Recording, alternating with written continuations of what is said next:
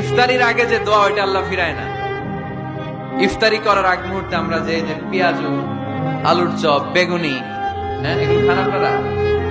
রুয়াবজার শরবত খান নাকি? এই যে সাজায় রাখা হয় ডিজাইন করে, এইগুলো রেখে যখন দোয়া করেন, এই দোয়াটা আল্লাহ শুনে খুব। আল্লাহ বলে, কিরে ফেরেশতারা ঘটনা কি, এত খাবার কেন? আল্লাহ রোজা রাখছে, কি চায়? আল্লাহ ক্ষমা চায়। তো খায় না যে তৃষ্ণার, তো আল্লাহ আপনার ভয়।